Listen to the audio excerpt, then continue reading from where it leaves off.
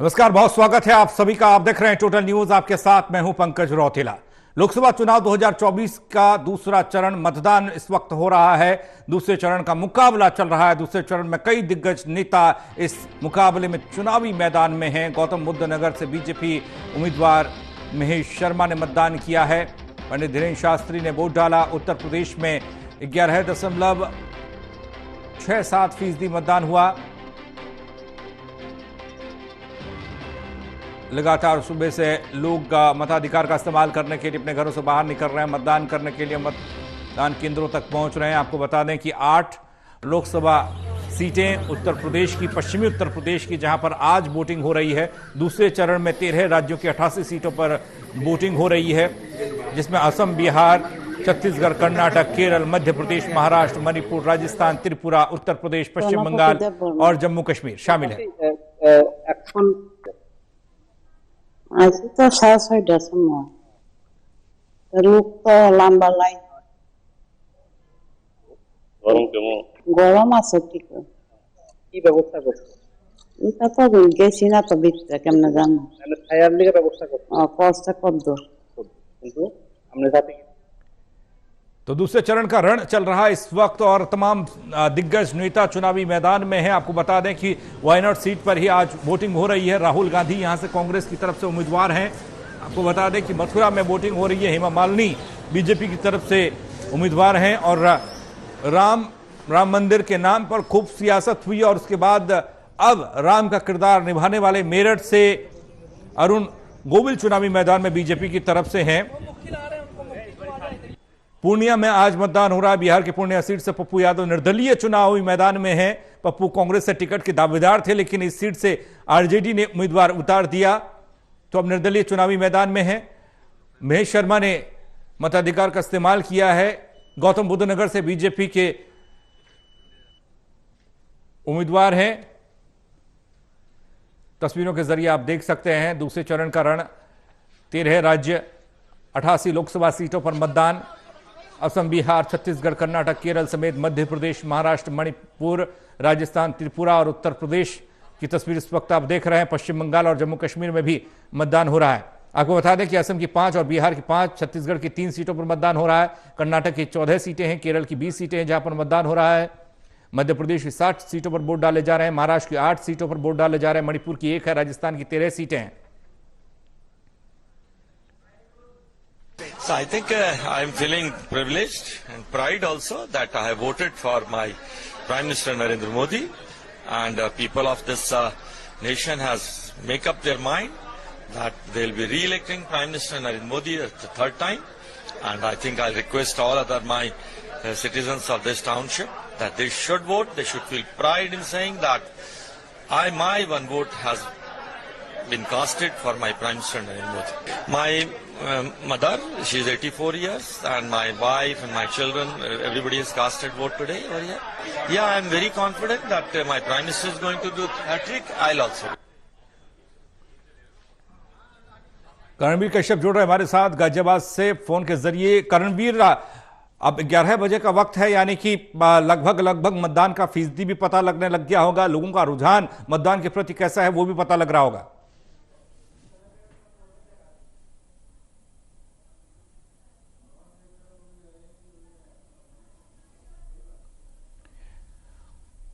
तो दूसरे चरण का रण चल रहा है। 88 सीटों पर वोटिंग हो रही है।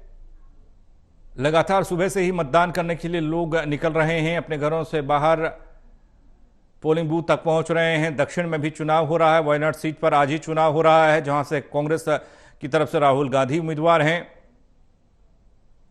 त्रिपुरा और उत्तर प्रदेश में चुनाव, पश्चिम बंगाल और जम्मू कश्मीर में चुनाव। आपको बता दें कि उत्तर प्रदेश की 8 लोकसभा सीटों पर मतदान हो रहा है, जहां पर पश्चिमी उत्तर प्रदेश की ये सीटें काफी महत्वपूर्ण हैं। 2019 के चुनाव में इन 8 सीटों में से 7 पर बीजेपी का कब्जा था, जबकि एक अमरोहा सीट ऐसी थी जहां पर गठबंधन सपा बसपा का था। बसपा के उम्मीदवार दानिश अली चुनाव जीते थे। अब दानिश अली कांग्रेस में चले गए, कांग्रेस की टिकट पर चुनावी मैदान में हैं।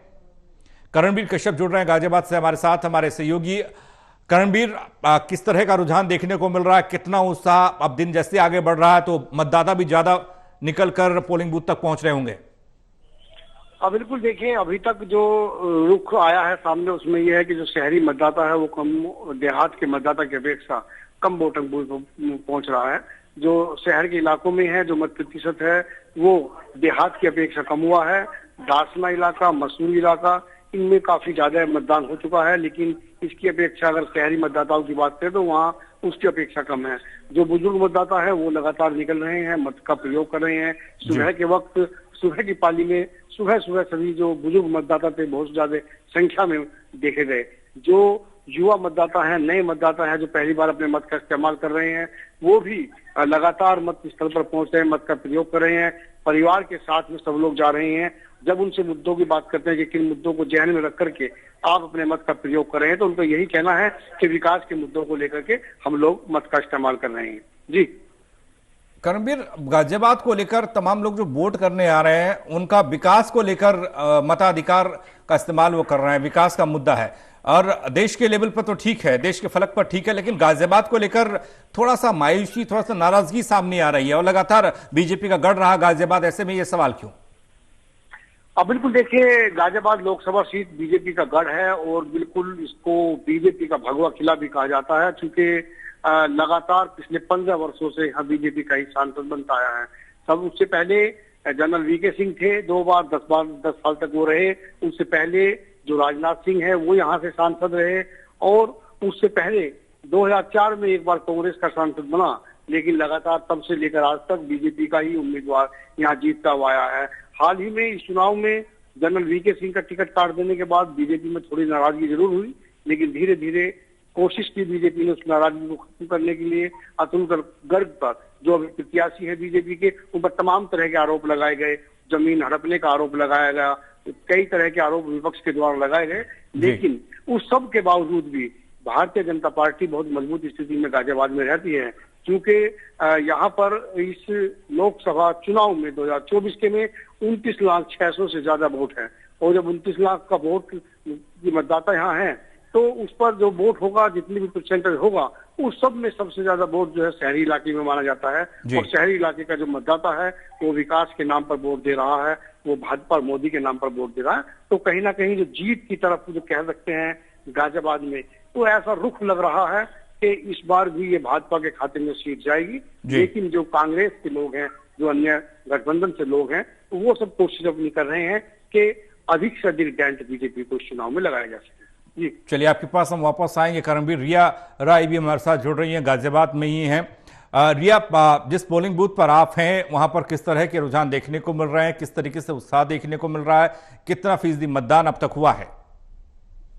जी देखिए पंकज, गाजियाबाद लोकसभा सीट पर आप सुबह से देख रहे हैं कि किस तरह से जो वोटर्स हैं वो काफी उत्साह में अपना वोट डाल रहे हैं, और अभी भी काफी समय बीत चुका है, क्योंकि 7 बजे से जो वोटिंग है उसकी शुरुआत हुई थी और अभी इस वक्त 11 बज रहे हैं, लेकिन अभी भी जो वोटर्स है वो लगातार आ रहे हैं। और ज्यादातर जो आंकड़ा है, मैंने जैसे कि तस्वीरों में भी दिखाया था पहले, कि वरिष्ठ जो वोटर्स है वो यहाँ से राजनगर सीट से बहुत ज्यादा देखने को मिल रहे हैं। और अभी थोड़ी देर पहले ही यहाँ पर जो जनरल वीके सिंह है, जो केंद्रीय मंत्री है, वो भी यहाँ पर पहुंचे थे। जब उनसे बातचीत हुई है, क्योंकि उन्होंने भी अपना मतदान डाला है और वो अपनी धर्मपत्नी के साथ यहाँ पर आए थे।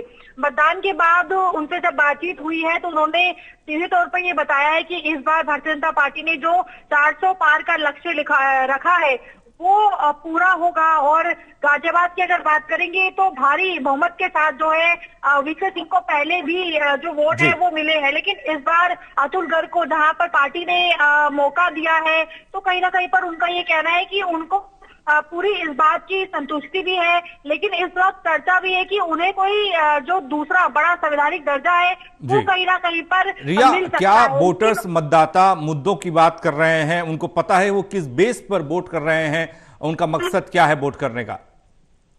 जी देखिए, मतदाताओं की बात करेंगे तो मतदाता से जिस तरह से हम लगातार सुबह से जुड़ रहे हैं, सभी ने यहाँ से अगर बात करें तो ज्यादातर जो वोट परसेंटेज है वो विकास के मुद्दे पर ही डाला है और राष्ट्रीय हित पर डाला है। कुछ ने ये कहा है कि जो महिला सुरक्षा है उसमें बहुत ज्यादा परिवर्तन गाजियाबाद में देखने को मिला है बीते सालों में। तो एक तरीके से आप कह सकते हैं कि सुरक्षा को बहुत ज्यादा केंद्र बिंदु गाजियाबाद के अंदर बनाया जा रहा है। और दूसरा के बारे में, यानी कि देश के विकास को जो प्रथम चुनाव है, यानी कि जो प्रथम आप कह सकते हैं कि मानता है, उसको कहीं ना कहीं पर अपने मन में रखा है और उसी को आधार बनाते हुए जो यहाँ के वोटर्स है, जो मतदान है वो करते नजर आ रहे हैं। और उसी के साथ में बहुत ज्यादा, जैसे कि अभी कुछ लोगों ने बातचीत भी की, तो उसमें उन्होंने ये बताया कि गाजियाबाद जो है वो पिछले 10 सालों में जो है बहुत ज्यादा उसको परिवर्तन मिला है, क्योंकि दिल्ली से भी कहीं ना कहीं पर सत्ता है और नोएडा से भी कहीं ना कहीं पर ये सत्ता है, और बीच में रहने के बावजूद भी यहाँ पे जो परिवर्तन की लहर है वो बहुत ज्यादा मिली है। जैसे जैसे इन्होंने गाजियाबाद की सीट से बहुत ज्यादा विश्वास एक ही पार्टी को जताया है, तो उस पर जो उम्मीदवार है या फिर जो सरकार है वो खरी भी उतरी है। और उसी यही वजह है कि गाजियाबाद विकास की लहर में अपने आप को एक चरम नंबर पर देख रहा है, तो वही मूड को लेते हुए जो यहाँ के मतदाता है वो लगातार अपना मत कर रहे हैं। सुरक्षा व्यवस्था की बात की जाए, क्योंकि गाजियाबाद एक दौर ऐसा भी था जब सुरक्षा व्यवस्था को लेकर तमाम सवाल किए जाते थे, और आज जब मतदान हो रहा है तो किस तरह की व्यवस्था की गई है? जी देखिए, व्यवस्थाओं की बात करेंगे तो जैसा कि चुनाव आयोग की तरफ से भी तमाम जानकारियां दी गई थी कि जो सुरक्षा की व्यवस्था है वो हर एक पोलिंग बूथ पर होगी, और उसी कड़ी में अगर हम राजनगर में देखें तो यहाँ पर जो व्यवस्था है सुरक्षा की उसको काफी बेहतरीन तरीके से रखा गया है। कोई भी लंबी जो लाइनें हैं, कतारें जो है वो इस वक्त देखने को नहीं मिल रही हैं, क्योंकि पोलिंग बूथ पर आपने भी देखा होगा कि बहुत ज्यादा जो भीड़ भाड़ है वो कहीं ना कहीं पर देखने को मिलती है। हालांकि इससे आप ये अंदाजा नहीं लगा सकते कि यहाँ का जो वोटिंग परसेंटेज लेवल है वो कम है या फिर ज्यादा है, लेकिन जैसा मैनेजमेंट किया गया है उसमें लोग बड़ी ही आराम से आ रहे हैं और अपना वोट डाल रहे हैं, क्योंकि जो व्यवस्था है उसको बहुत बेहतरीन तरीके से यहाँ पर किया गया है ताकि वोटर्स आराम से आकर जो अपना वोट है वो डाल पाए। और जैसे यहाँ पर जो सुरक्षा बल तैनात है वो लगातार ये चेकिंग भी कर रहा है कि किसी भी तरीके का जो मोबाइल फोन है उसको जो वोटर है वो अंदर लेके ना जाए। तो पहले ही मोबाइल फोन जिसके भी हाथ में देखा जा रहा है उसे बाहर ही रखवा दिया जा रहा है, उसके बाद उनकी जो एंट्री है वो अंदर जो बूथ है वहां पर हो रही है। और काउंटर्स भी अलग अलग बनाए गए हैं, क्योंकि कई लोग जो है उनको अपना नाम लिस्ट में नहीं मिला है, तो उसको लेकर वोटर्स ने थोड़ी नाराजगी भी जाहिर की है कि वो काफी समय निकालकर यहाँ पर वोट डालने पहुंचे हैं, लेकिन उनके पास लिस्ट नहीं पहुंची थी और काउंटर पर भी उन्हें, पोलिंग बूथ पर भी वो लिस्ट नहीं मिल रही है। तो आप कह सकते हैं कि कहीं ना कहीं पर थोड़ी बहुत व्यवस्था में उथल पुथल जरूर है, लेकिन वैसे अगर देखें तो मैनेजमेंट काफी अच्छा है। और तापमान अब बहुत ज्यादा, क्योंकि दिन की शुरुआत हो रही है तो हालांकि हल्का हल्का बढ़ भी रहा है, लेकिन फिर भी जो वोटर्स है वो काफी सहूलियत के साथ अपना मत देने आ रहे हैं।